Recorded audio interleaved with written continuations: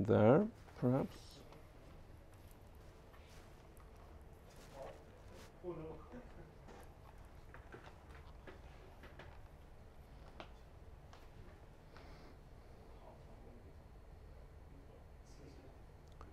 So, now can you online hear me as well?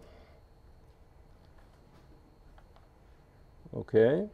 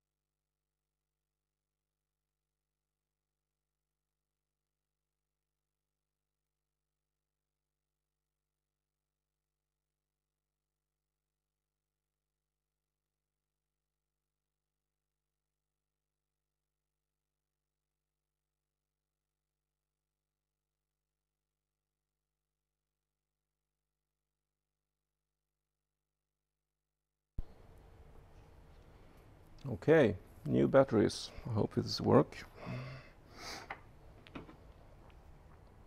So, what we'll talk about today is some basic principles about encryption.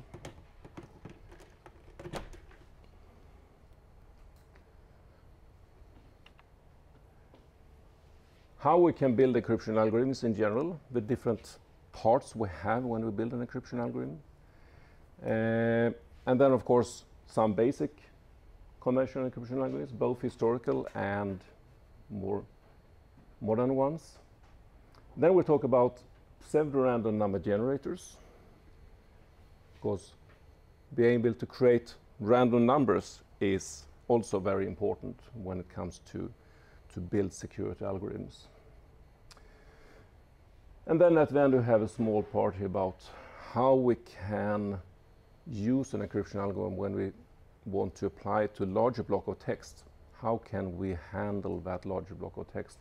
How do we divide it down? How do we combine the different parts in the text in the encryption? There are many different ways to do that. We'll look at just some of them. And then at the end, where to put the encryption devices. So, when we look at encryption, then there are different dimensions of an encryption algorithm, as you see here. We can talk about the type of operations we use. We input some text and we do something with it. And those operations that we use in order to process the text, there we can use different type of operations. Secondly, we have how many keys we're using.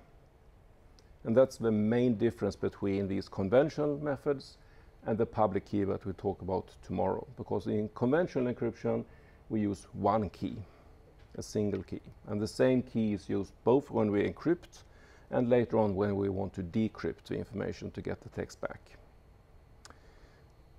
There are other schemes then, and the obvious alternative to one is, of course, two. And that is used in public key encryption when we use two different keys. One key is used to encrypt and one is used to decrypt. But there are also other schemes. It is possible to have schemes with 3 or more keys involved. And then you can say that, well, we encrypt with one key, and then when we decrypt, we need say 3 out of a set of 5 possible keys in order to decrypt it. So there could be these setups when you have to use many keys, and it can be you need just a set of possible keys. That can be used in business situations, for instance. Say that you have an important document that you need to open or sign, something like that, and then you have a board of directors with 5 people, and the statutes of a company say that 3 have to be present in order for it to be legal. Then you can use that type of encryption scheme. But that is very rare. Using 1 or 2 keys is what we normally use. And the third one is in which way the plaintext is processed. Do we take the entire plaintext at the same time? Do we take 1 bit at a time? Do we take a block? And then if we take a block, how do we handle that block? Do we split it up somehow before we apply these operations, or what do we do with it? So we have these different dimensions that we have to think about when we build the encryption. So let's concentrate on conventional for now then. And then we have these ingredients in a conventional encryption algorithm. We start with a plaintext that we want to encrypt. We apply the encryption algorithm, however that is done, with what type of operations on, but we apply it. When we do that, we need a secret key. That will be a parameter that will change how the encryption algorithm is doing every time. The output is now the ciphertext. And to get the plaintext back, we need a decryption algorithm. So these are the different elements, and if we put them together, this is what it looks like then. Start with a plaintext over here. We have encryption algorithm. We apply the secret key. We get the ciphertext. That ciphertext can either be stored locally or transmitted on the network. When we want to use it again, that text, we have to decrypt it. We apply the same key again, and we get plaintext back. So this is the mode of, well, how the conventional works. How can we make this secure? Well, there are different parts of that, how to make it secure. First, we talk about having a strong encryption algorithm. And to see, for it to be a strong encryption algorithm, we say that even if the algorithm is known, you should not be able to decrypt or work out the key. And that is a very important aspect of how encryption works, that the algorithm typically is not secure or not a secret. We know exactly what algorithm is used and how that algorithm works. And that in itself is not enough to be able to crack the encryption or work out the key. You also need the key, actually. And even if a number of ciphertexts are available together with plaintext, so you can match. You know that this plaintext will create this ciphertext. You can see that wouldn't help you to deduce the key that was used to create that. So you won't be able to decrypt other plaintexts that were encrypted with the same key, even if you have that. So if you have that, we talk about a strong encryption algorithm. So that is one part. The second part is about the key. Since the same key is used both for encryption and decryption, we need to have a way to actually deliver that key in a secure way. Could be that we send a message to the other side of the world, and at that place someone else needs to decrypt it. Now they need the key. How can we securely transfer the key? Well, we need to do it in some way, because otherwise the encryption will fail. So there has to be a way to do that. So the key is the essential thing here.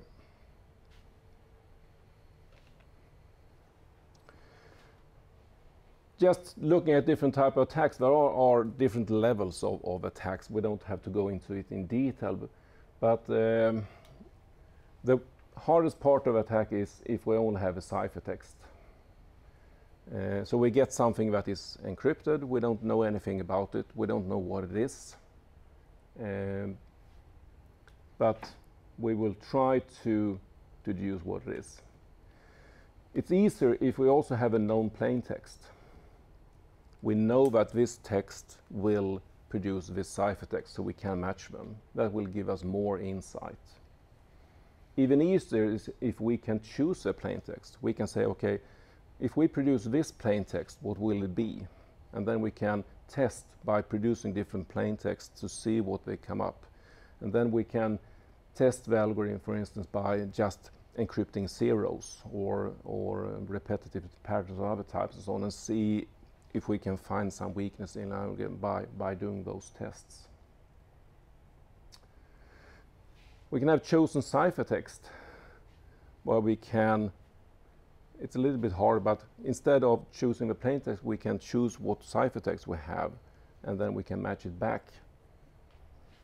And the easiest if we can go either way here. We have full, we can test whatever we want in either direction. So the more information, the more we can input when we are trying to break, the easier it is. But regardless of that, if we have a strong algorithm, it shouldn't really matter.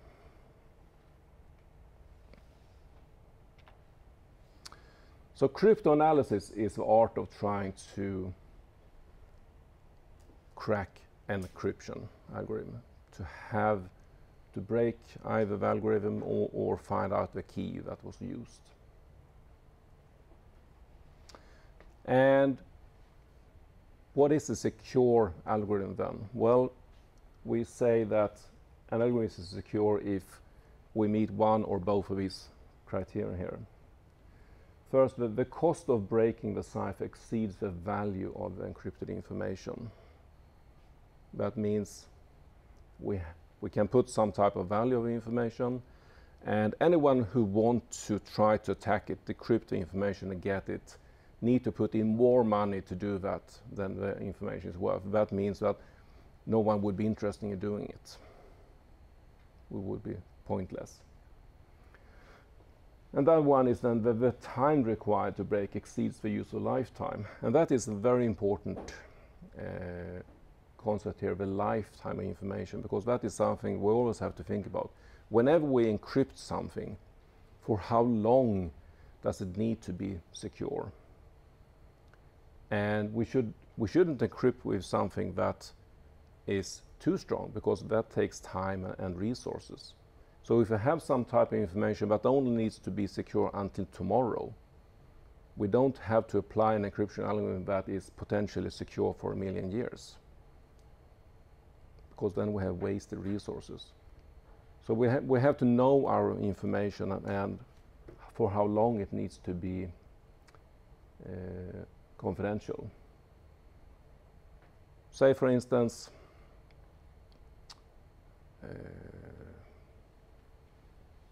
well, on the stock market, we have information that could change the prices of say, Apple's share, something like that. We can't reveal it until there is an official time to reveal information about it. So it has to be secure for a couple of days, perhaps. So there are that type of information, but don't have to be secure for a very long time. But it can be very essential that it is confidential during that time. So it's not that the information is not important.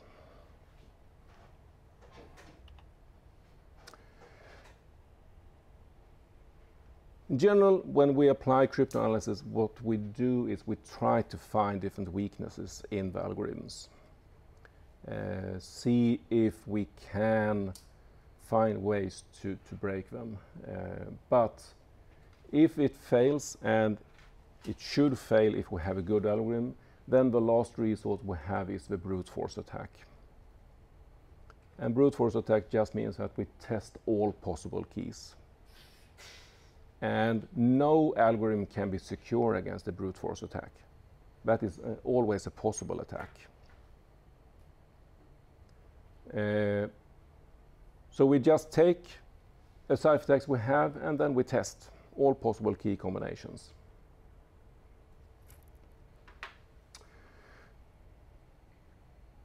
That can, I mean, it sounds easy. We just test a key and we see the result. And if it doesn't give us a good result, we test another key. But what we also have to think about is to know if we have actually succeeded. Is the text that we have deciphered actually the plain text? Or is it just a random text? So how do we know if we have actually been able to come up with a correct key? And to know that, we need to have some type of knowledge about the plain text. Because a plain text is not just a plain text. It's rarely that we have just written ASCII text. It's typically formatted in some way. Could be a Word document, it could be a LaTeX document, it could be a movie, whatever. And if we decrypt that and look at it, if we don't know that it is a text document or a Word document or whatever it is, then we won't look at it with the correct eyes. So we need to know something about what we expect here to be able to analyze it, and then have an automatic way to do that analysis, because we will test millions of keys per second, and each one we have to test the result. Is this actually a correct plain text or not? So here we have some examples. So we did a brute force attack on an encrypted text, an encrypted message. And these two were is the result of that. Now we have to try to analyze this and say, but okay, did we succeed? Did we actually make the decryption? So how can we do that? Can you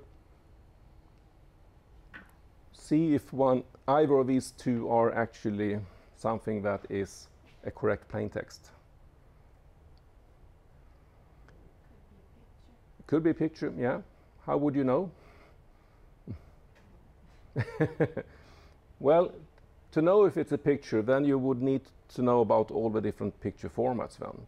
To see, okay, if it's a bitmap, then it has some certain header. If it's a JPEG, it has another certain type of header. So you would have to know about all these formats and start looking for them, which means that the analysis could take quite a long time. And actually, yes, one of these, this was a picture. And the first one was actually a PowerPoint presentation. But as you see, it's not obvious when we, even if we succeed with the decryption, it's not obvious that we have actually succeeded. So it's not easy to do, to break a crypto. Okay, some classical encryption techniques then. Well, first, there are two basic techniques to build encryption algorithms. And they are called substitution and transposition. And those are always used for normal classical encryption, either of these. With substitution, let's see, the plain text are replaced by other letters or by numbers or symbols. So we take our plain text and we divide it up somehow. The easiest thing to think about is that we have one character at a time. And then we replace one character at a time with something else. We make a substitution. We have decided, okay, an A should be replaced with an X. A B should be replaced with an F or whatever. We do a replacement. It doesn't have to be character. We can replace 4 bits at a time, or we can take a word at a time. It's something that we decide when we make the algorithm. But the easiest and the most common is that we take one character at a time. So we have a number of examples of that. We'll look at them. With transposition instead, we take the input text, and instead of replacing part of it with something else, we just move the information around. So in the ciphertext, we have exactly the same information. It's just that it's not in the same place. So that's the basic idea with transposition. And we'll look at some of that as well.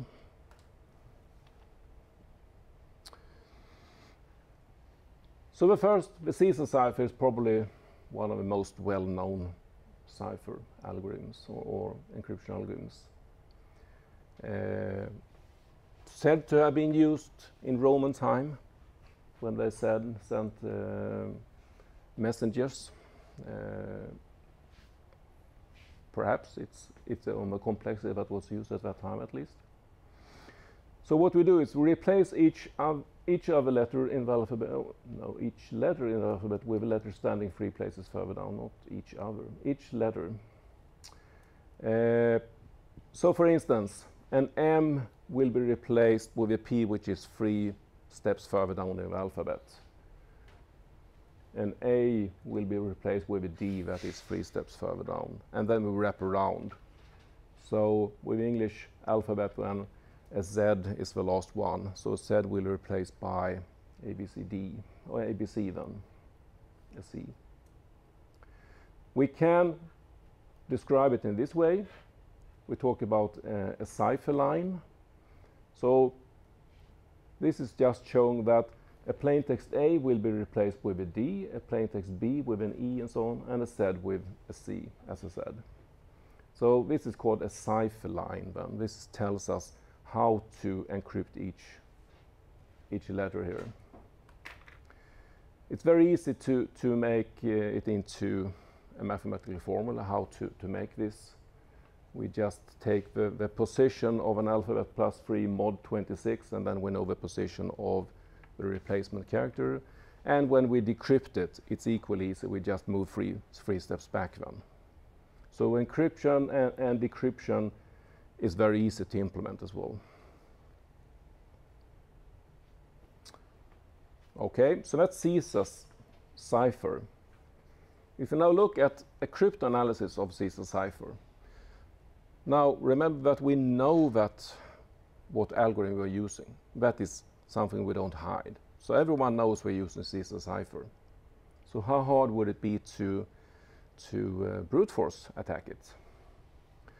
Well, there are only 25 possible keys if we make the Caesar cipher as a little variation of it, because actually if we take the basic Caesar cipher, we don't have a key at all, because the algorithm just says move 3 steps, no parameter at all. But if we replace the 3 here with x and say we can move x number of steps instead, so instead of 3 here we say x, then actually we have 25 possible keys. We can move 1 step, 2 steps, 3 steps, up to 25. If we go 26, we're back to 0, because it just wraps around. So even if we say 5 million here, it will still be just one of the possible 25 keys. So we only have 25 possible keys actually, which means that we only have to test 25 different possibilities in order to brute force it. And of course, testing 25 is easily done. We can do it manually in just a couple of minutes or seconds even. So to brute force this, it's extremely easy. So obviously Caesar cipher is not good enough then. Okay, let's make a small variation of it, something called as the monoalphabetic cipher. We say that this cipher line that we had in Caesar cipher, if we don't make it just A, B, C, D, E, F regular, but instead we make a random cipher line. So we can, let's see, do I have a pen? There are some over here.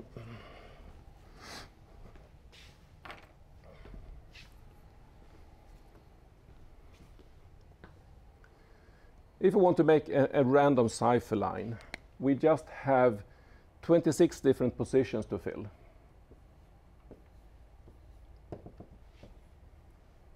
One, two, three, four, etc. to 26.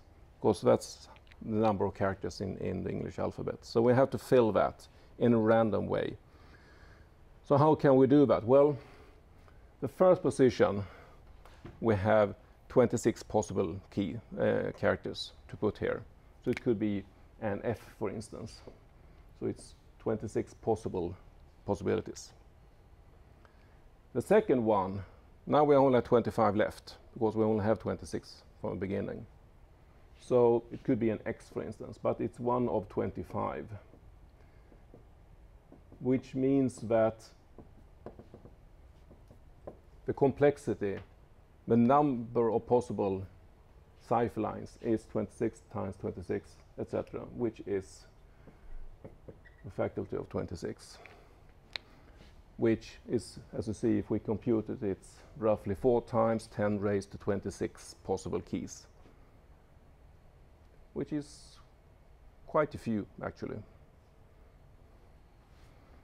So you see here, if an animator could check one of these possible keys every second, it would take roughly 1 billion times the lifetime of the universe to check all of them. Now, of course, we can test more than one per second. Maybe we can test 1 million per second. But that doesn't really help us much. We are still talking about millions of years, millions or billions of years.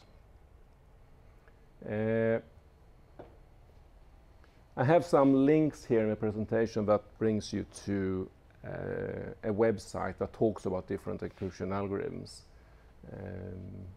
You can go there and play when you can test some algorithms as well if you want to.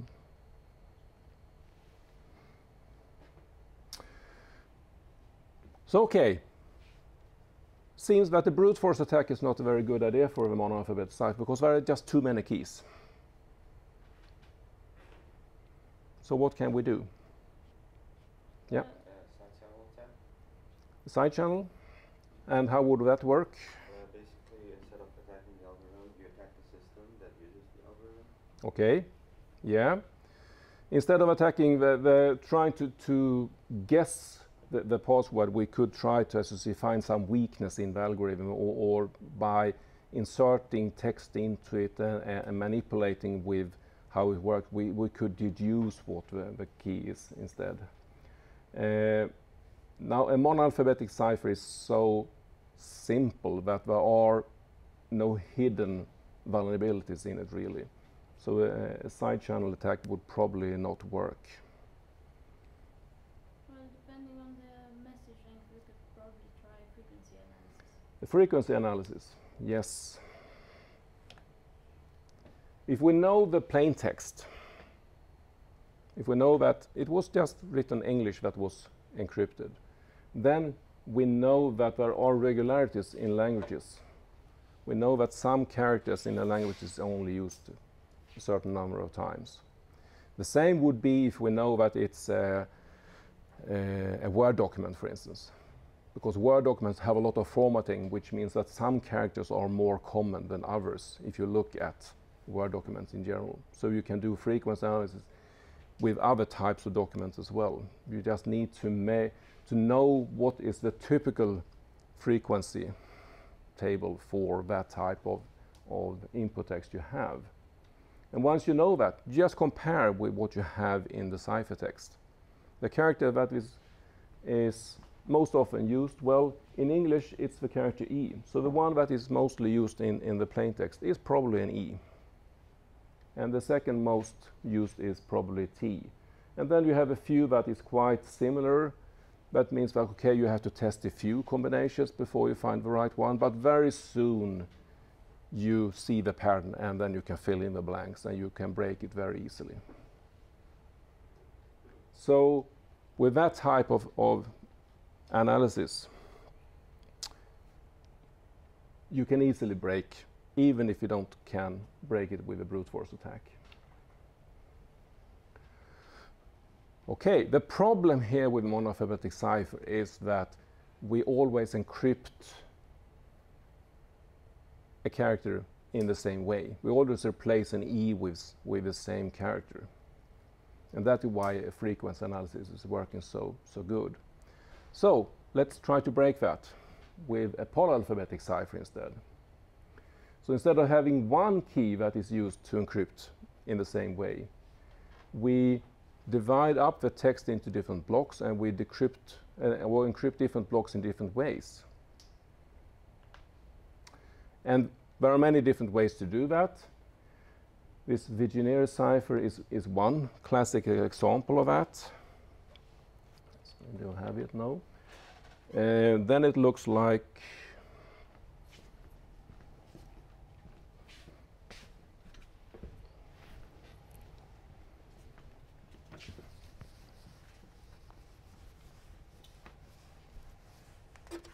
you could visualize it like a matrix instead.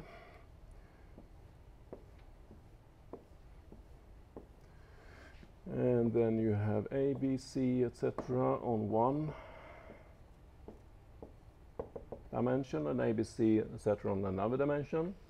And on each cell here, you have a random combination of two characters. So here you can have XF, for instance.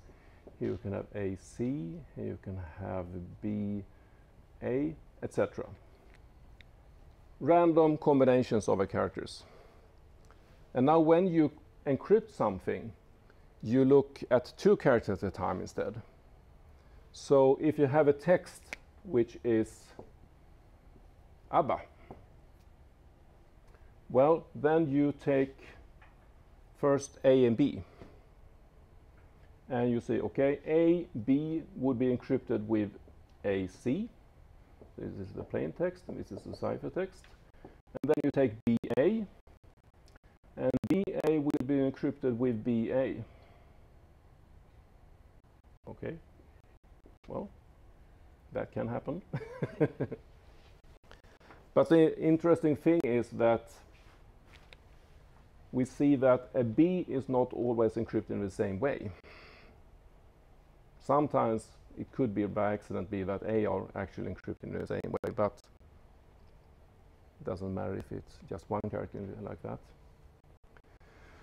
So if you now make a frequency analysis of a long text that is encrypted with a polyalphabetic cipher, how would this frequency graph look like? What do you think?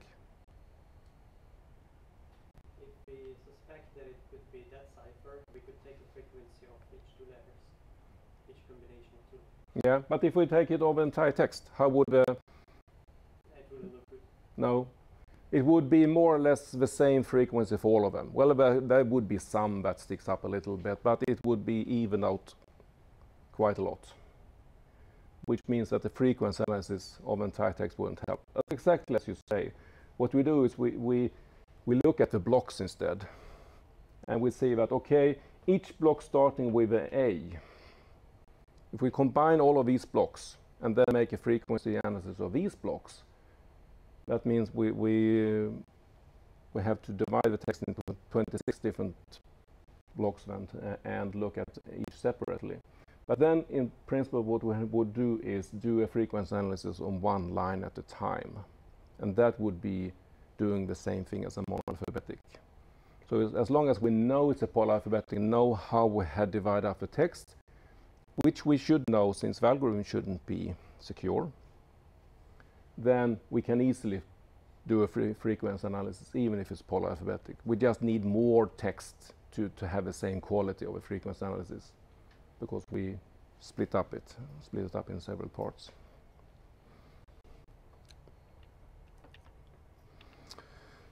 Okay, another alternative then. One-time pad.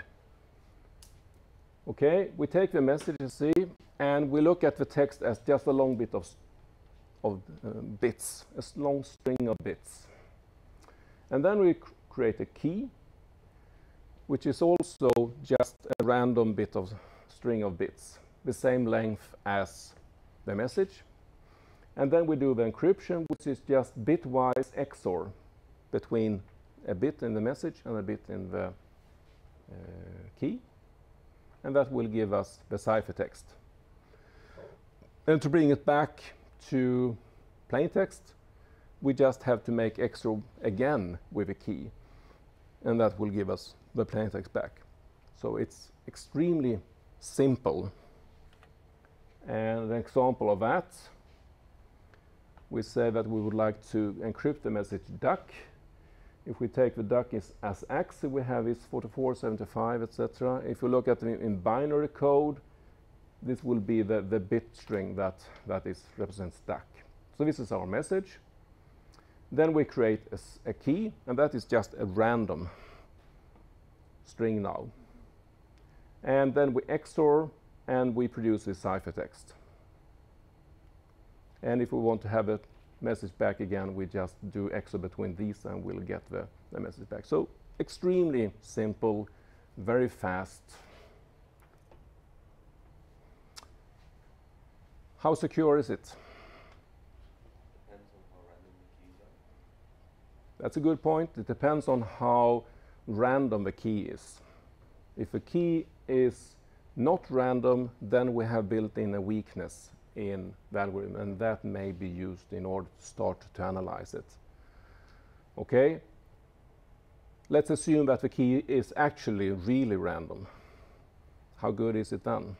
If you do the ciphertext and the message, you also have key. Right? If you can do an attack with known plain text ciphertext, yes, then you can deduce the key, and then you can decrypt other things if we use the same key. So that's a limitation then.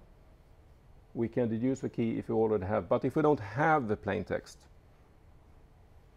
which we normally don't have, because if we have a plain text, the message is already revealed, so we have already lost confidential. So in most of the cases, the message is not known.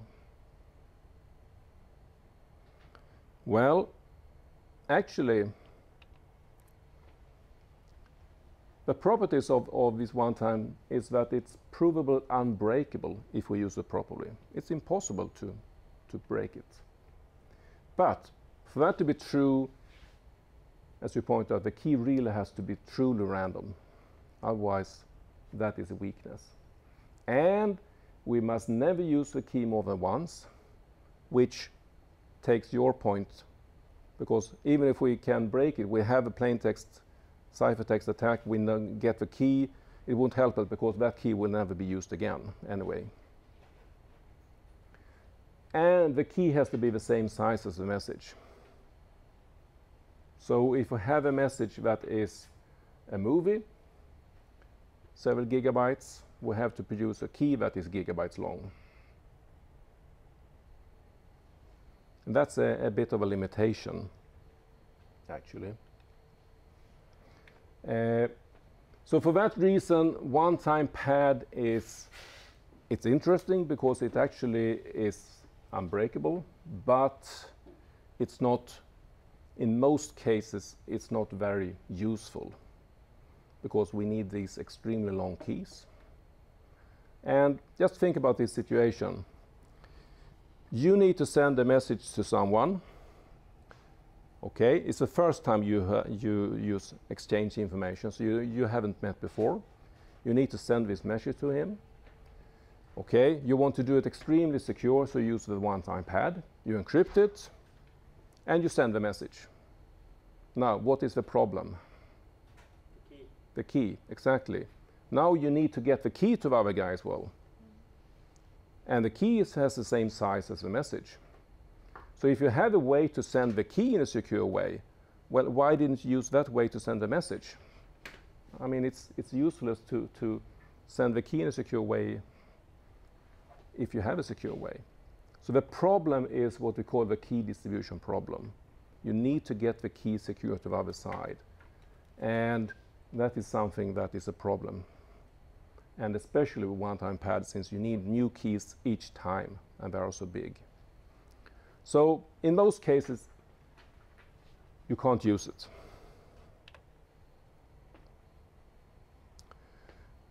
So now we looked at a number of possible substitution ciphers. Okay, let's look at transposition instead then. See if that is perhaps a better alternative. So instead of replacing text with something else, we just move them around, what we already have. If you think about just that as a general idea first, and think about the problem we have with substitution cipher, well, we said that with substitution cipher we can easily create very complex keys, which makes a brute force attack more or less useful or useless. But we often have this problem with frequency analysis and that way to get back to the key.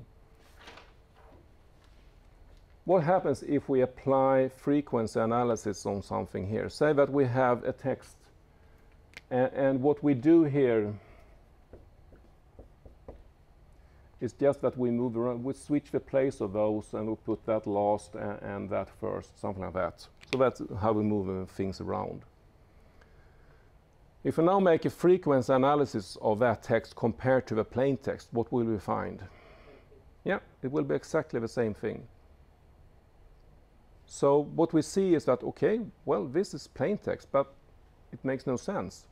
And that analysis couldn't help us find out how we have moved things around. It doesn't say anything about that. So a frequency analysis won't help us at all with this transposition cipher.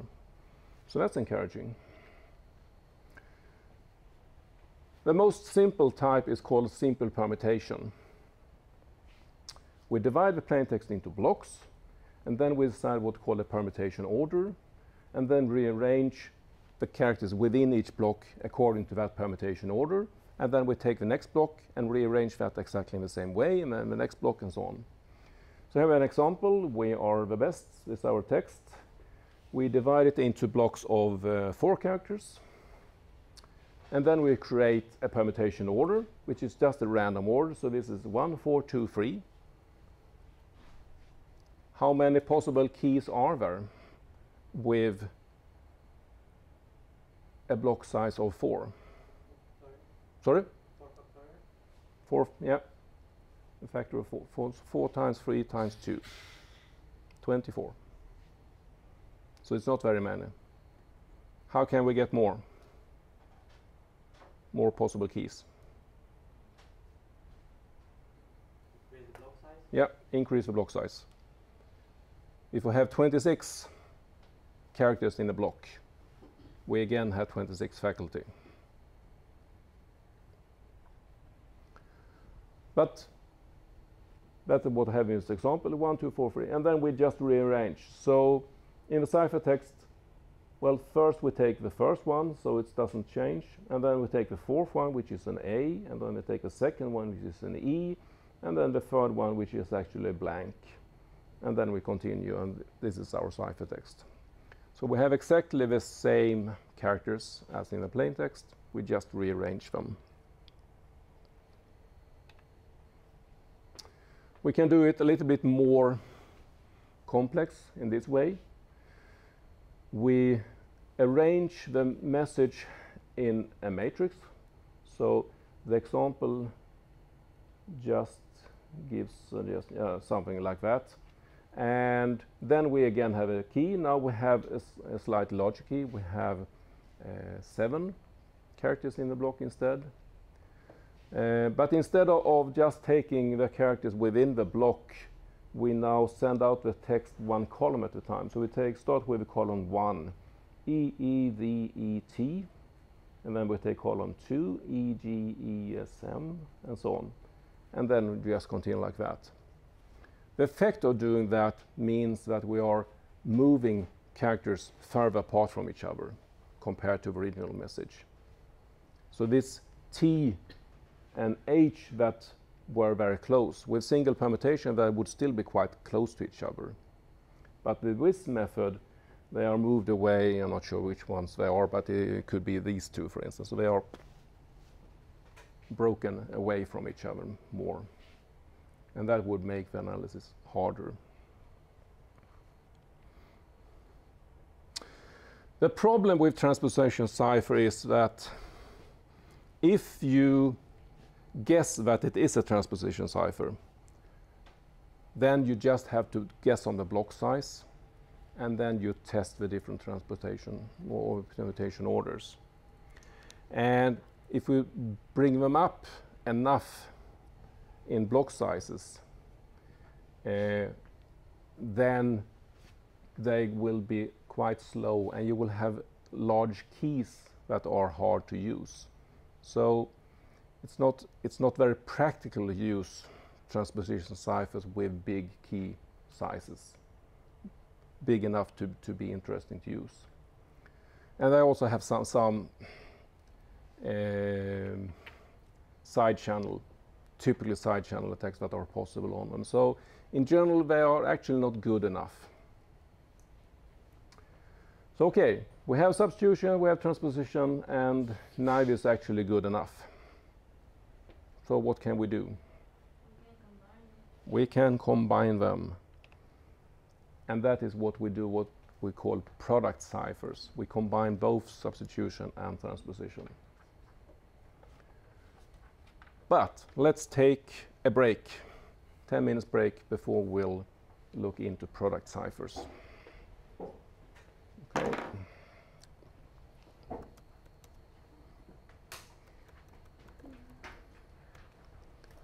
So, any questions online? You who follow the stream, you have to go to the Slack channel if you want to write any questions. That's where I will answer them.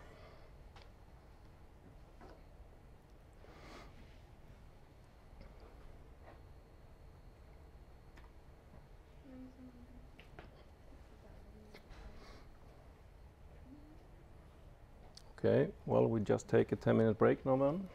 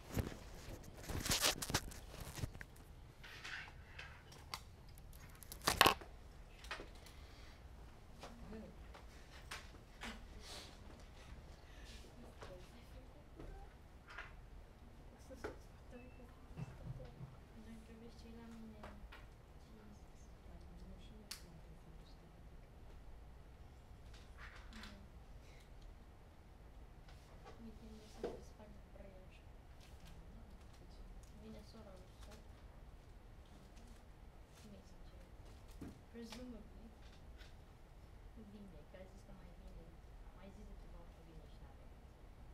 Come on, she's like, hey, da, porque estou a dizer já. She's done calling isso vai já.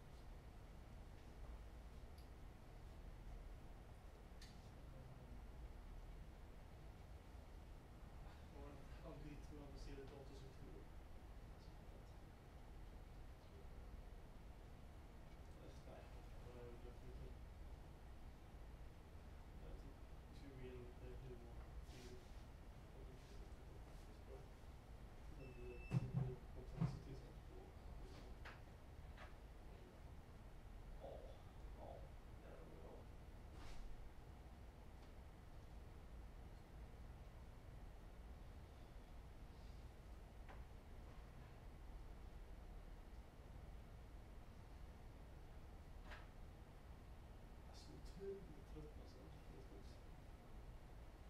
Springer bara till skolan nu.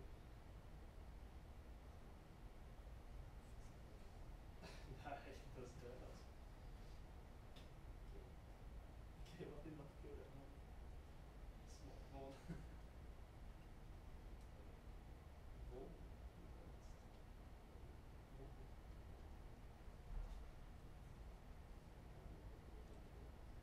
Så Raiden släppte sin god. Ja. Vi tog alla bossar till sista bossen. På lägsta svårighetsgraden. Det kan gå. Det kan absolut. Det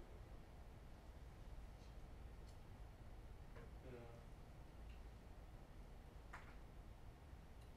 kul. Det gick ju jävligt tid på. Tills man kanske inte har. Ja.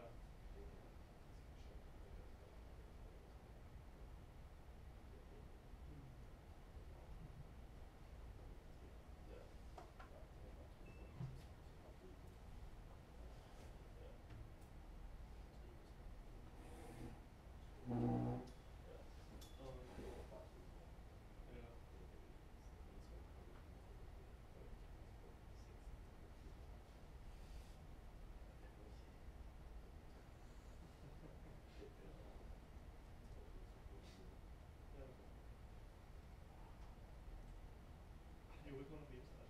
Ta en liten level också. Ja. Exakt.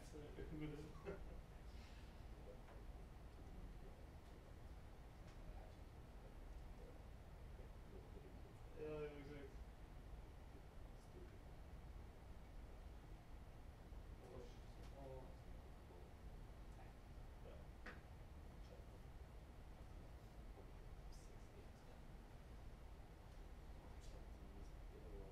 Ja.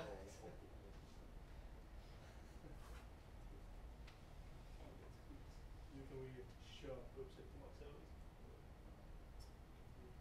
4 spänn. Om man inte lägger tiden på det.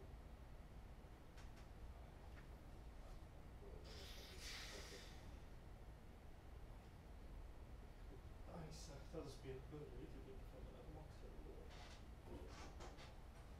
Det är ju helt fattigt också. Jag vet inte hur många timmar jag lagt på det spelet alltså. Nej.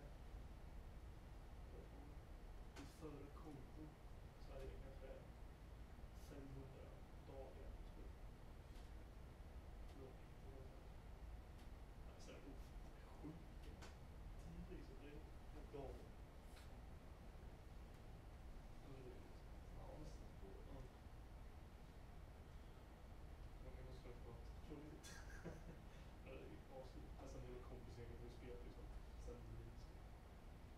Det är... Ja. Lite tidsfördrivning va. Om man inte jobbar på projekt och så.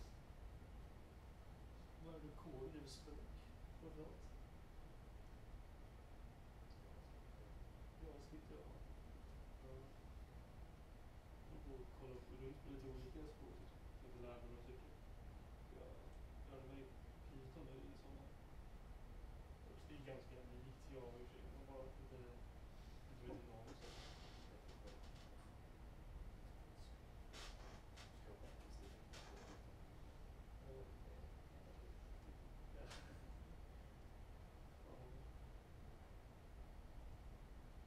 Vad skulle man?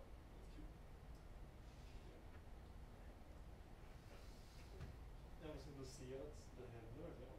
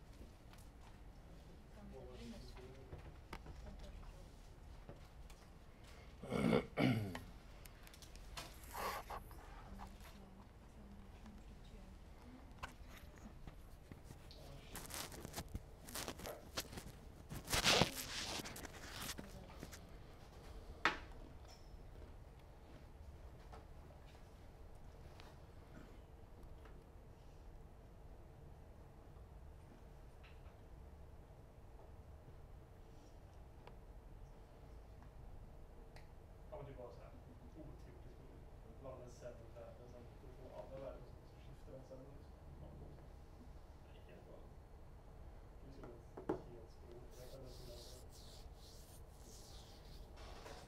Det går bara. Så jag får låta bli.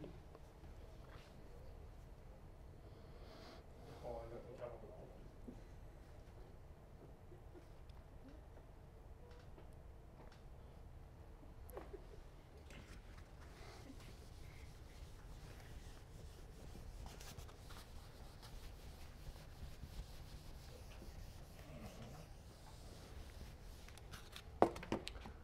Okay, is everyone back? I think so. Right, so let's continue then. So, product ciphers combining both transposition and substitution. Sometimes ciphers are implemented in hardware, and then we call these S boxes and P boxes. Substitution, I'm not sure why transposition is called a P box, but that's what it's called. And of course we can use those when we describe the algorithm in the figure as well. There have been ideas earlier to do this, to combine them, but one of the important points in history about product ciphers is a guy called Feistel, who worked at IBM, as you see, in the 70s. And he created not an algorithm, but an idea how to construct product cipher, which is called the Feistel structure. So that was an idea on how to build different types of algorithm. And if you look at what have come after that, a lot of the algorithms that has been developed after this follows this idea with the Feistel structure more or less. So it's an important idea that has been used. So there are some key components for this Feistel structure then. The first one is the block size. And the block size is when we divide the plain text into blocks. We can have small blocks. The methods we looked at earlier typically had the block being just one character, or in transposition a block were a number of characters. Here we talk about typically a number of bits, and the number of bits can be maybe 256 bits or 1024 bits, something like that. These are typical block sizes. So it's obviously more than one character, it's a number of characters together. And then we have a key size, and key sizes can be of course of any length. Typical key sizes for these conventional encryptions are 128 bits, 256 bits, something like that today. Then we have something called rounds. And one of the basic ideas with product ciphers is that we don't just change the text one time. We repeat, we do the operation over and over again. And that is what we call rounds. The rounds can be identical, or the rounds can be different, more or less different. But we do mangle the text a number of times in these rounds. Quite often, this key that we use is changed. So for each round, we apply different subkeys, what we call, and then we need this subkey generation algorithm on the side to produce different subkeys for each round. It's not always the case, but it's quite common again. So those are building blocks. And then we can either implement it in hardware or software. And this is the structure itself, how it looks like. So we start up here with a plain text, or a part of a plain text, a block of a plain text. Because when we encrypt a large plain text, we have to split it into blocks and encrypt each block in this way then. We have a rounds here, round 1 to n, whatever. Of course, the more rounds we use, the longer time it will take to encrypt. But hopefully it will also be more secure, because it will be harder to find any weaknesses that can be used. inside each round, we do something. We, as you see, we split the block into two parts. One part, the rightmost part, is just shifted left. So we just move that to the left side for the next round. The left part is XORed together with some encryption here that is going on, some operations that are done on the right part, and with a subkey. So we sort of encrypt part of it, we XOR it with the other half of the word and shift it. And then we continue, shift, encrypt, until we create a ciphertext block at the end. And for each round, as we generate with this subkey generation algorithm from the master key that we have given.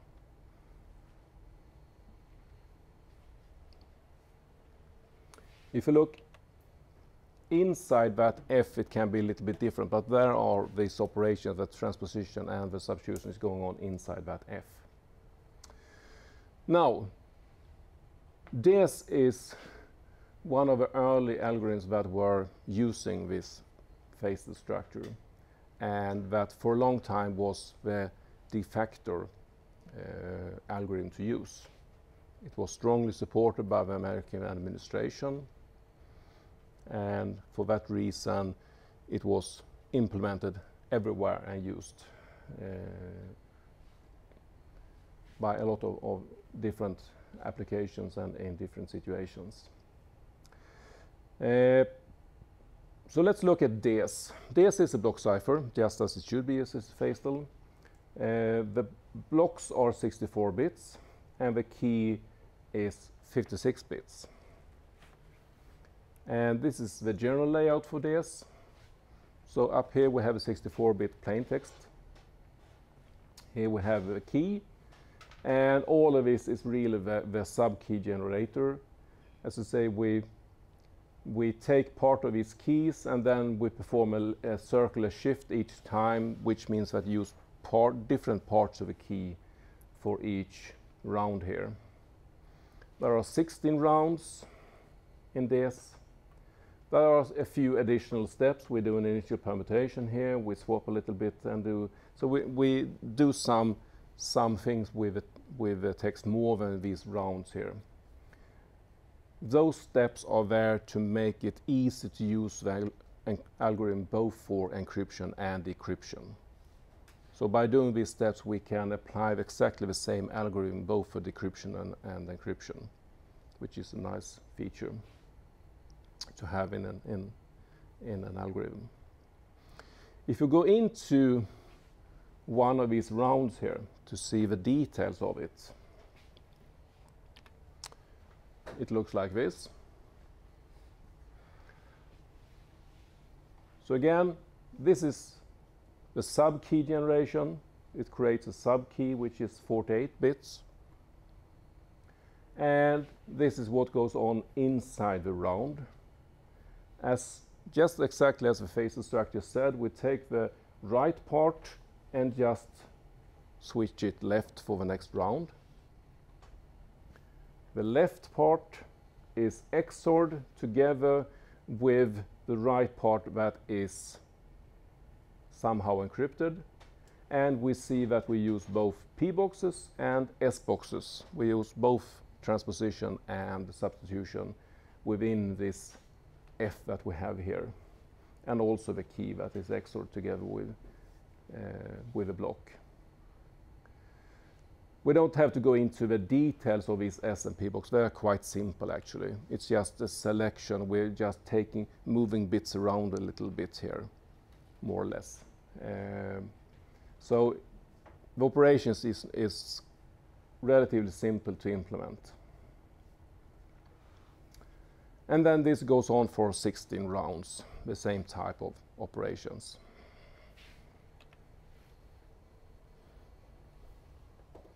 And this just shows the overall left in each round. The outcome of left is the previous right part, and the new right part is the left previous left part XOR with this F, which is both substitution and transposition now of right part and the key.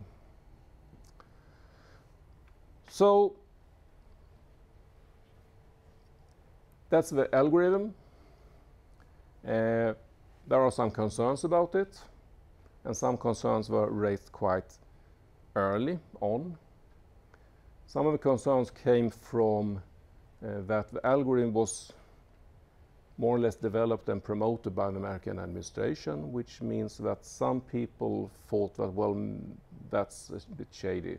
They probably built in some backdoor or something in the algorithm so they can decrypt anything. Another concern is the length of the key, which is 56 bits, which again is a little bit strange, because if you look at how the algorithm is built, you might as well have used 64 bits. But they decided to limit it, so 8 bits are actually fixed. Why is that? There's no good explanation for why they limited to 56 instead of 64 bits. So there have been quite a lot of discussions. There have been a lot of people looking at the algorithm, trying to find weaknesses in it. But so far no one have found any weaknesses in the algorithm itself. So the only part that still is a bit shady is the length of a key. Why is it so short? And then we come to this discussion about brute force attack and what we can actually achieve here. Because this is just a general idea on how bits matter, number of bits matter. If we take an algorithm with 56 bits, brute force attacking today, as you see, is less than 10 raised to 0. We are talking about days or maybe hours today just to brute force attack 56 bits with what we have today. If we would have had 64, we would have been somewhere here, which would have been much better.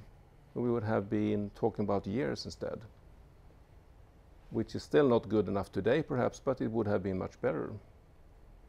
If we had double that to 128, well, now we're talking about 10 raised to perhaps 18 years. So double the number of bits makes a lot of difference for how long time it will take to brute force. So obviously we should add a little bit more bits for the key. If we do that, look at a little bit more, we can see that this that has 56 bits then today typically takes an hour to break. If you go up to 128 bits, like we can use in another algorithm we looked later on AES, we are talking about 10 raised to 17 years. If we move up to even higher one, we are talking about very long times here. Is this secure? Well, today 128 bits is probably secure enough for anything. It's hard to imagine any information that needs to be secure for 10 raised to 17 years. But this is a moving target, because we do get better and better computers that can be used to break. So the time is pressed down all the time. For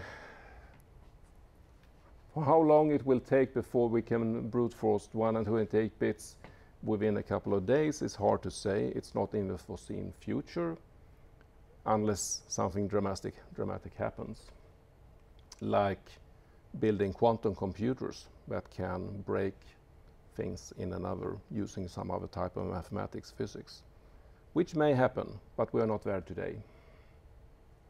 So right now 128 is, well, it's probably secure, but typically they say, well, let's move up somewhere here to be really secure.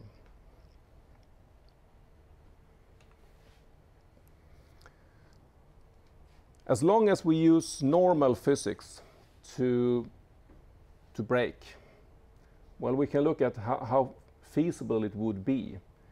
This is a snippet from Wikipedia, but I found that is quite fun. They say that, okay, in order to break an algorithm, you at least would have to test all the possible keys in a brute force attack. Well, typically you just have to test half of them before you find the correct one, but let's assume you have to test all of them.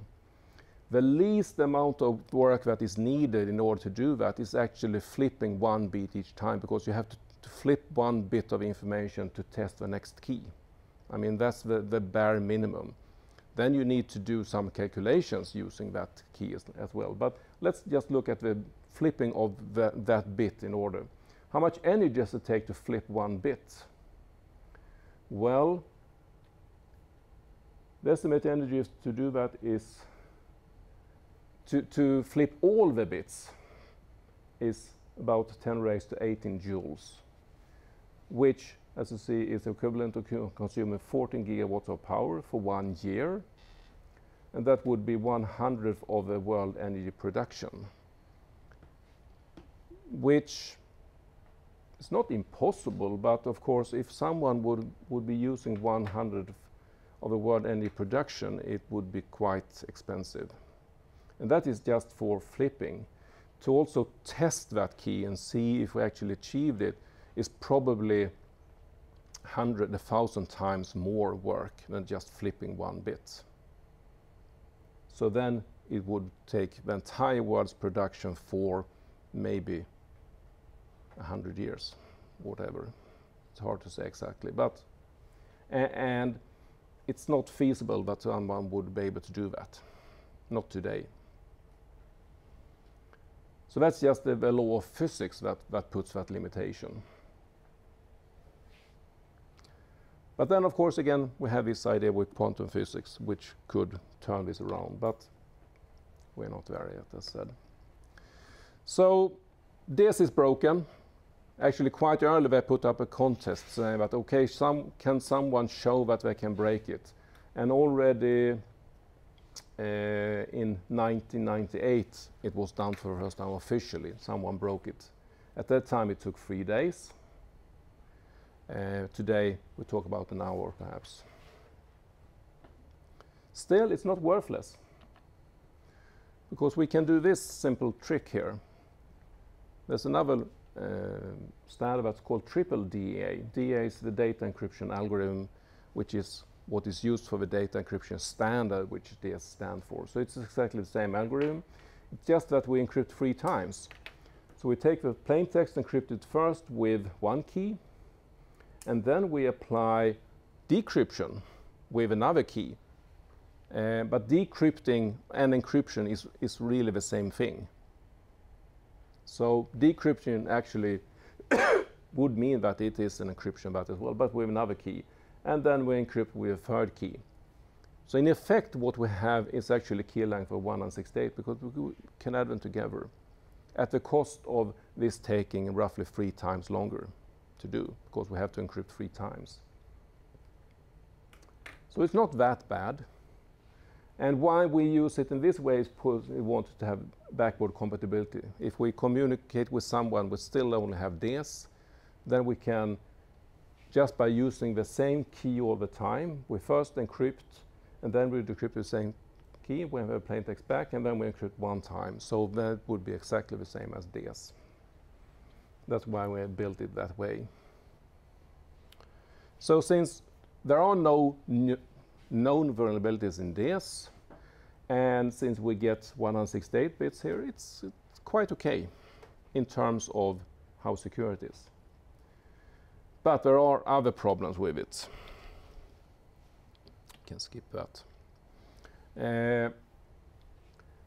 Because since we encrypt 3 times, it's quite slow actually with today's standard. And it's also a little bit hungry on how much memory it requires and the power used. So it's not the perfect algorithm. During this time, since DS was, 168 considered to be a little bit shady. A lot of other algorithms have been developed by different groups, different researchers, different military organizations, and so there are quite a lot of different possible algorithms we can use.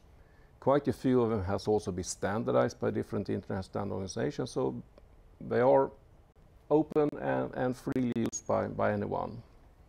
So we have this idea, for instance, which is using a 128-bit key, used, for instance, in the standard PGP that we'll look later on for email security. We have one called Blowfish, which has some nice property because it's easy to implement and speedy, and it requires very little memory. RC5 is another one. It belongs to an entire family of algorithms called RC. That's an RC4, RC5, and so on. These are some nice, interesting capabilities. Have, for instance, variable number of rounds and variable length key, which means that you, as a user, can decide how secure you want it to be. The more rounds, the longer key, the more secure it will be. But at the cost, of course. It will take longer time to encrypt and decrypt. But you can decide that. Cast 128, another one, also with different key sizes. This one is a little bit different because the different rounds are different. In most of them, they follow the phase structure having the same type of functions in each round. It's just the key that is different. But in this one, we change the different rounds, so they're actually different, which of course makes it hard to implement, especially in hardware, but also more secure.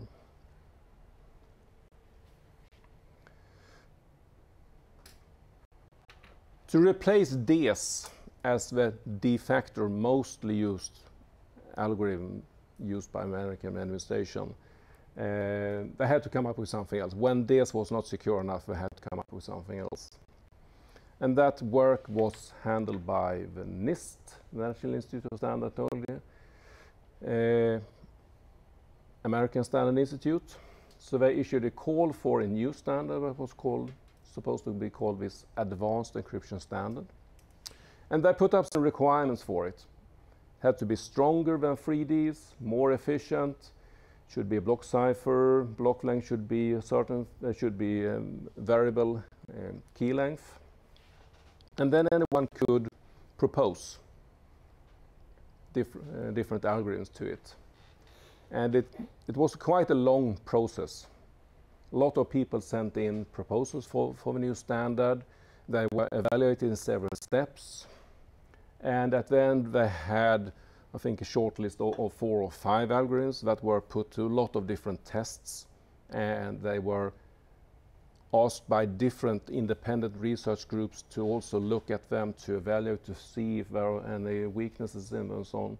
And finally, and they had this process just to get away from the problems of DS, that it was suspicious.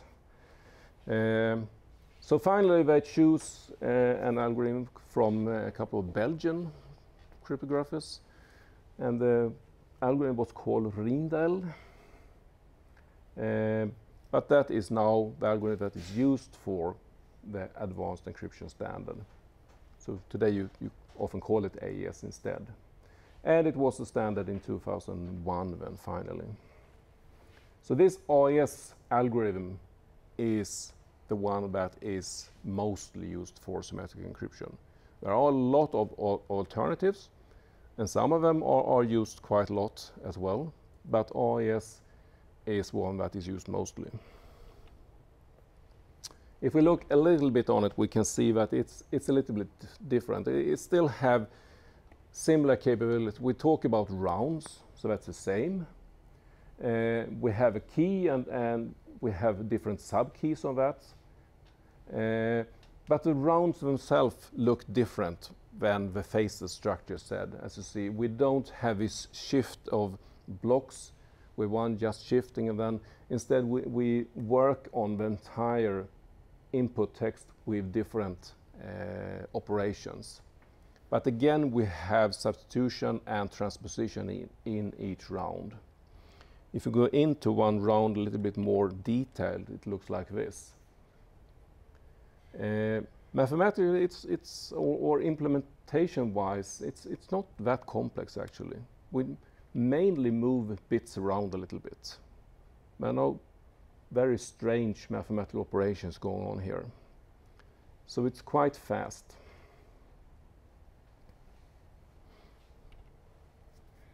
So we have quite large selection. Many of them are considered to be okay. There are few of these algorithms that have known vulnerabilities in them. So as long as the key is long enough, they are secure, but then they can have other properties that make them more or less interesting in different situations. So there are alternatives, but as I said, OIS is quite commonly used.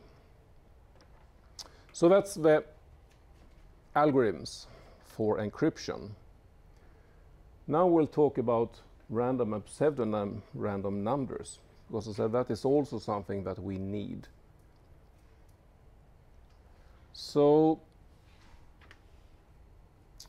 why do we need them? Well, here you see some examples of when we need. We need to be able to generate keys, random keys in different situations, both for public key encryption that we'll talk about tomorrow, but also for symmetric keys. When we are in different protocols, we need to be able to generate these random keys.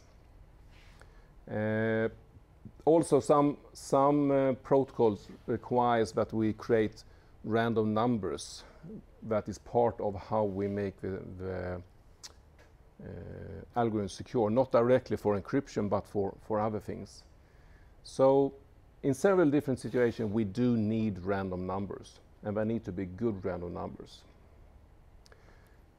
That's, as you see, two different properties here, or requirements that we have on random number generators. They need to be random, and the other property is this unpredictability. They are a little bit hard to look at apart, because they are quite similar. But let's look at them first. The randomness. What is randomness? Well, for it to be randomness, we have these two different sub-criteria. The first, we should have a uniform distribution. And the uniform distribution is about the bits here. What we produce is just zeros or 1. That's what all these random generators create, just a long bit string here. And if you look at that bit string, with a union distribution, the zeros and 1 should be distributed evenly in that string. It shouldn't be the case that we start with 100 zeros, and then we have a number of 1s, and then we have a lot of zeros again. Then we wouldn't have an even distribution of 1s and zeros.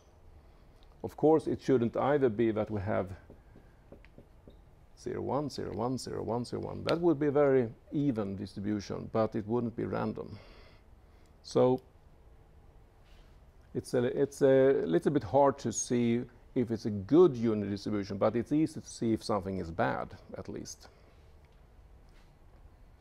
So the frequency should be approximately the same, and the distribution should be a good one. Then we have this independence. No one subsequence in a sequence can be inferred from others. So if you look at this subsequence here, 1, 1, 0, 0, 0. It shouldn't be the case that we can find, okay, if we have a certain pattern over here, then we will get that. So we can find sequences that link together somehow. So whatever sequence we look at, we shouldn't find any dependence with that sequence to other sequences in the string, because then it's not really random. Again, it's very hard to show this. We couldn't prove it. What we can do is we can run tests and see if we can find it. And with enough tests and we don't find them, we can hope that we have independence. That one is unpredictability. In some applications, when we need, for instance, authentication, both parts need to authenticate each other. Requirement is that not so much that the sequence numbers, but that the successive number of sequences are unpredictable. So when we create a number of sequence of random numbers, we don't see them now as a string, but we see them as a sequence of random numbers that we create. It's not that each random number should have certain property, but the sequence of numbers should have its property that we couldn't see any connection between serial older numbers and new numbers. Because most random number generators, or if you talk about simple random number generators, what they do is actually they create a long series of numbers. Maybe we start with 1, 13, 8, 7, and then we start over again with 1, 13, 8, and 7, and then we just continue like that. Most random or simple random number generators work in that way, that we have a long series and then we restart, and then we just continue with that, creating that series over and over again. If we have that, it's of course very important that that is very long before we start to repeat it. And it's so long that we, in practice, never restart.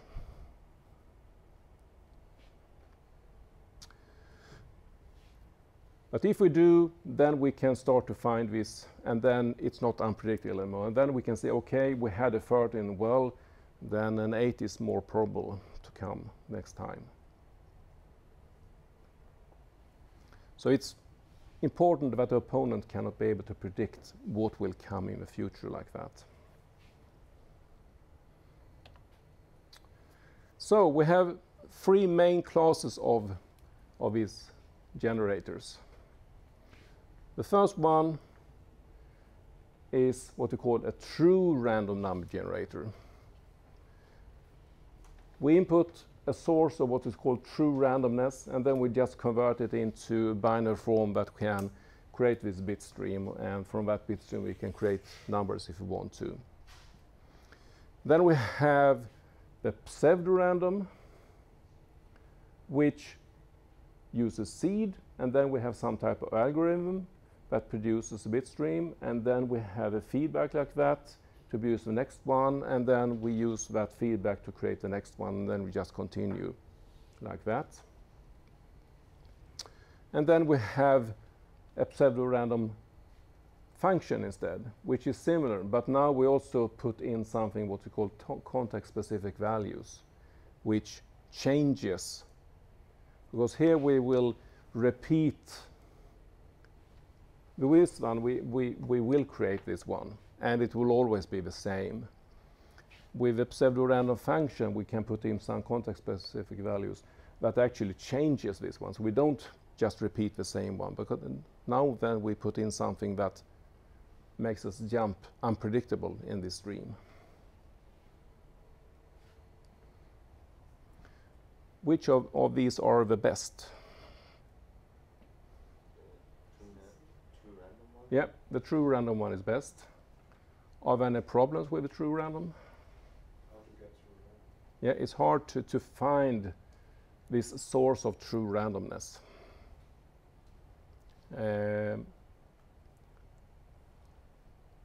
What is true randomness?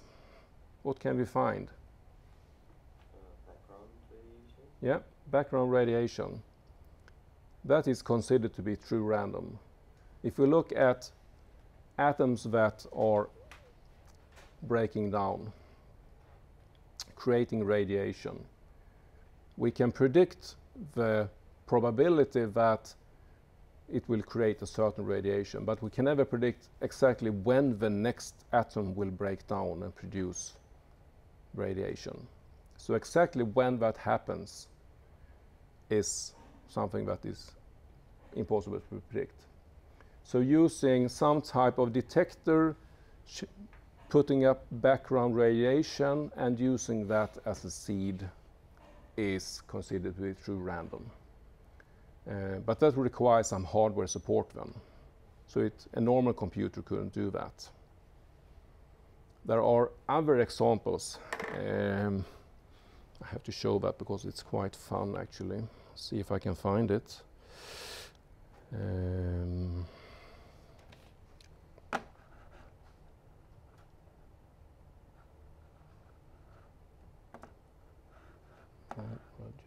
There we are.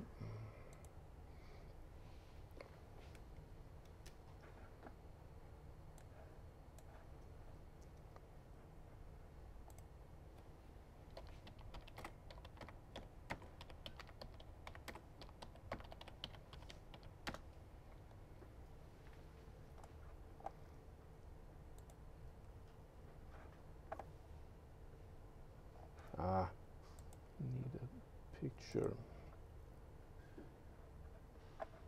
Yeah, as well.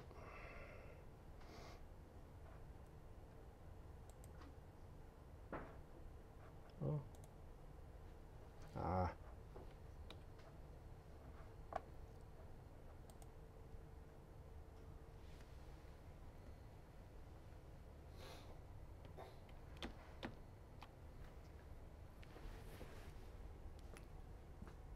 This is a security company who uses this to create input to a random number generator. These are these lava lamps, you know, they are heated up and it creates, I mean, it's moving, the color is moving around here in what seems to be unpredictable. And then they have lots of these, and then they have a camera looking at these, and they take the input from that camera to create the seed for randomness. And it's a fun way to create a random input. I'm not sure exactly how random it is. I mean, if we look at a lava lamp, it's very hard to predict what will happen, but with enough knowledge about physics, it may be possible to predict how these bubbles will move around. To predict them always at the same time is probably impossible, but in theory it's not impossible. But it just shows that there are different ideas on how to create this randomness. So true is best, but that requires some hardware functionality to do that. Which one is best of the other two? Context-specific. Yeah, the pseudo-random function where we actually put in something. And that can be different things again, but it's something that we can get from a normal computing system. It could be, for instance, that we are checking just what is the time right now, or it could be how we move the mouse around. We use that as seed or input, or what we type on the keyboard. Those are more or less random things, and they are context specific, so it will change around how it works.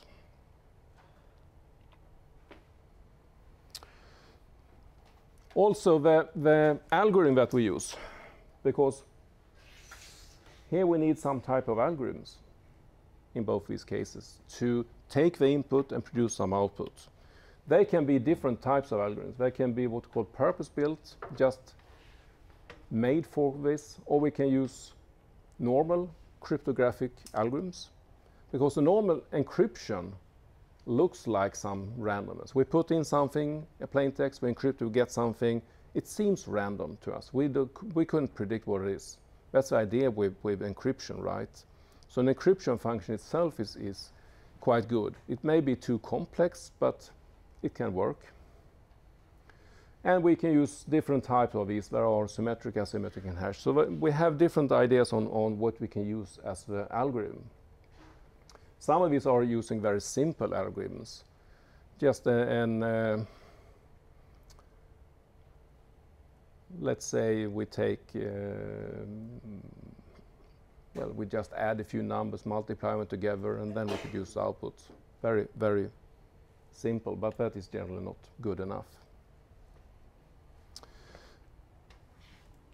To create what we call a stream cipher, we can build something like this. Here we have a plain text, which we now break down into bits. And then we have a pseudo-random generator who creates also a stream of bits. And then we encrypt one bit at a time to create a ciphertext. And as long as we don't use this one, because this one will create random each time. But this one, here we put in a seed. As long as that seed is the same, we will always produce the same random stream. So we can see that as a key. So as long as we know what that seed is, we can use that as a key on both sides, and then we can use this as encryption. It's a stream encryption. This would be our one-time pad, more or less. But it's not a perfect one-time pad because the key is typically much shorter and the pseudo-random is not a true random. So it's not the perfect one-time pad. It has limitations.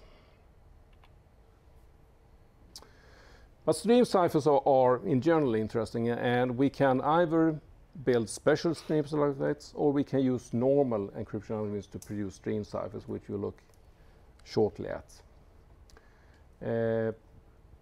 Yeah, I think we can skip that actually for now. RC4 is an example of a stream cipher algorithm.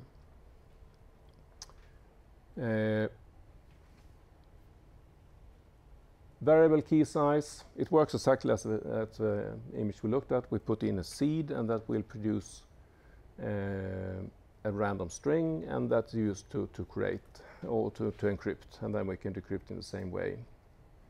And RC4 is quite a compact and relatively easy to implement, efficient.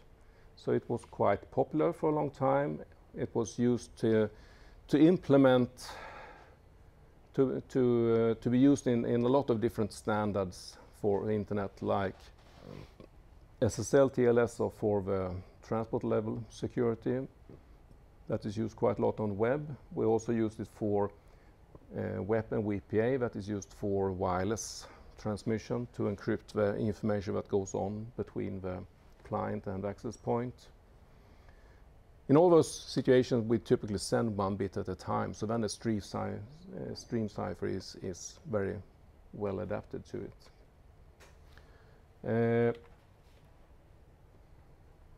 Well, you don't have to learn. You can just see that what we do is we build a buffer and then we just repeat the key length to fill this buffer. So we can have shorter keys and longer keys, but they fill it. And then we do the stream cipher itself. The implementation is quite simple. Actually, we produce a bit and we XOR that bit with a message. So the method is really very simple, but it's also vulnerable. There have been found vulnerabilities in it that makes it useless today. It creates, especially if you can control the text that is encrypted or know what is starting, you can backwards get the key and then decrypt the rest of it. So for a number of years now, it's considered to be not safe, but unfortunately it's still implemented in quite a lot of different products out there. And that's a problem we have in security, because the turnaround for some products is quite long. Say an access point, you may change an access point maybe you keep the same for 4 or 5 years because you change it before you change it. So if you bought one 5 years ago, it may still be unsecure now then. You may still use this RC4. Some of these vulnerabilities can be patched, of course, by software updates, but some cannot, so it depends.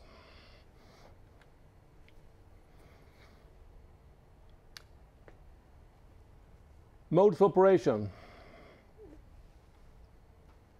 is how we apply the encryption algorithm to the text that we have. And there are quite a lot of different modes available. We will look at 3 of them: electronic codebook, cipher block chaining, and cipher feedback. So let's start with the first electronic codebook mode. It's very simple. Here we have a plain text. We just break it into blocks, which compares to the block size of the encryption algorithm, of course. So if this was DS, then we would have blocks of 64 bits. If it's AES that we use, it's 128 bits. So it's just matching whatever encryption algorithm we're using. And then we encrypt one block to create the first ciphertext block. And then we create the next block, encrypt that, and so on, to create the ciphertext. So this is the electronic codebook mode. Now there are some problems with this mode. For instance, if you think about a situation where you encrypt an image,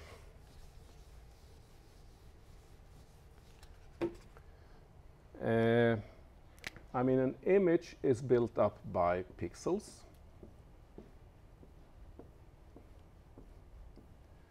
Just assume that the pixels that we encrypt would be exactly one block. And now our picture looks like this.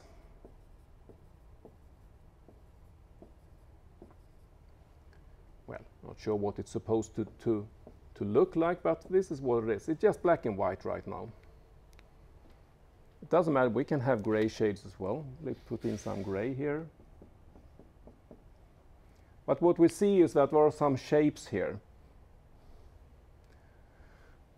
What would happen if we now take that image and encrypt it using the electronic codebook mode? And we look at the output. What would it look like? All the black pixels will look the same. They might look different. Exactly. A black pixel would be encrypted to something.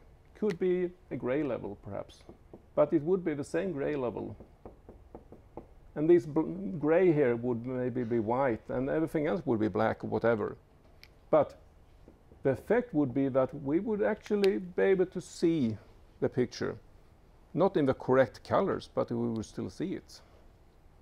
So obviously, our encryption failed, because we still have information here. Important information that we didn't hide.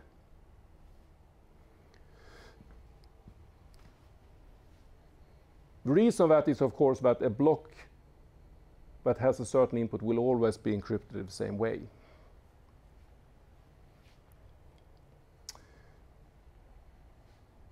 This mode also have another problem, and that is called the codebook attack.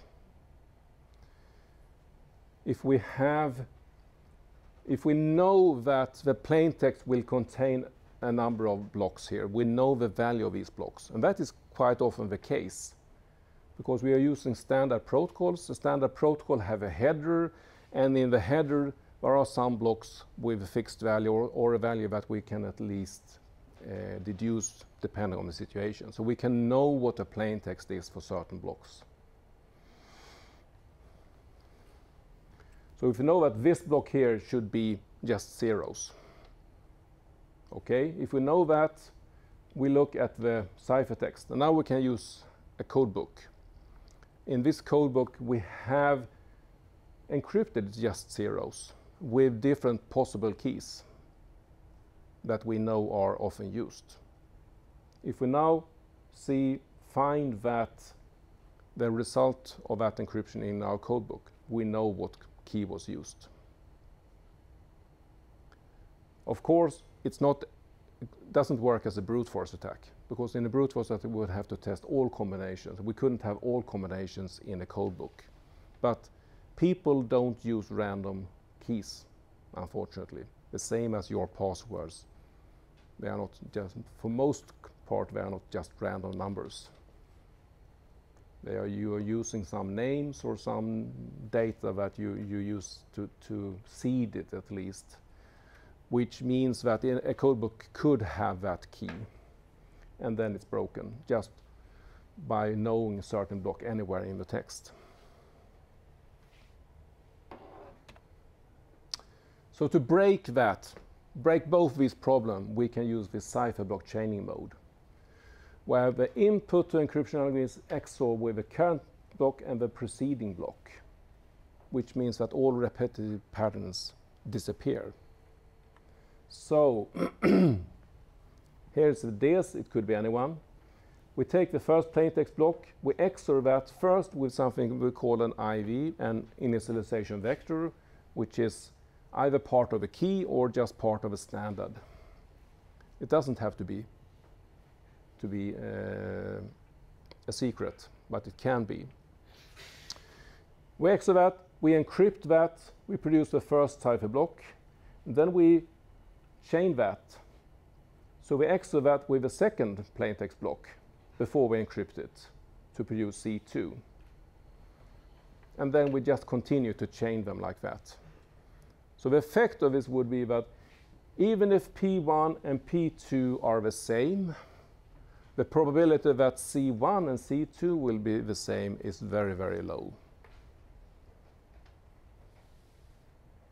So we will break these repetitive patterns even if the plaintext blocks are the same.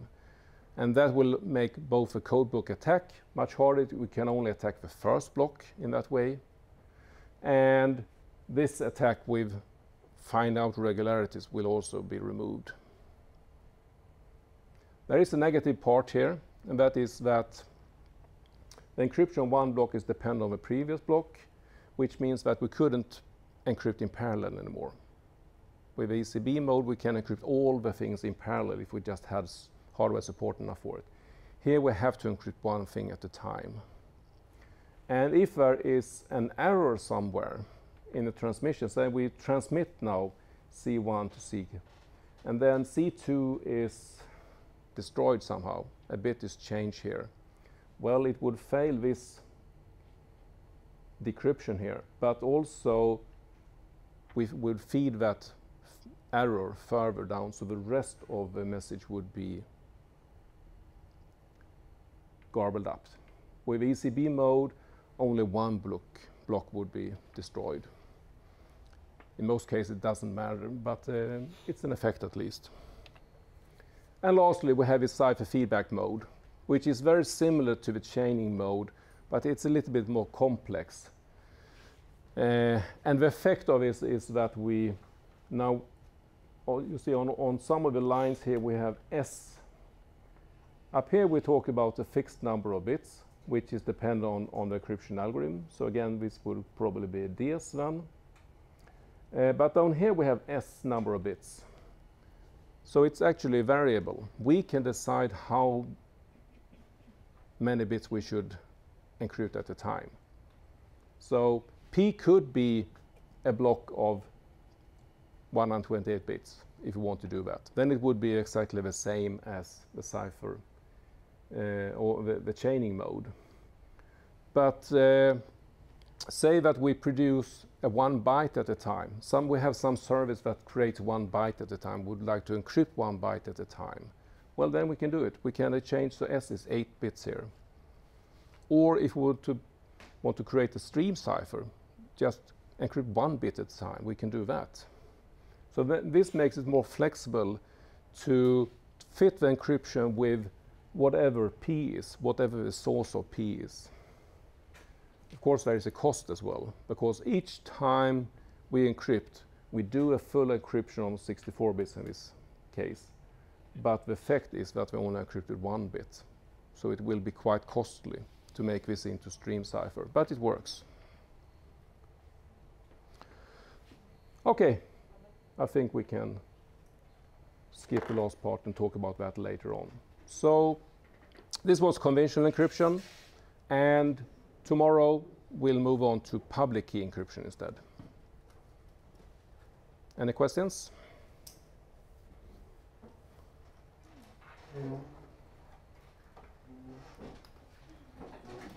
Okay, see you tomorrow then. For you online, yes, I will update the slides after the lecture. So I will do that continuously every time. Okay, let's get this thing on.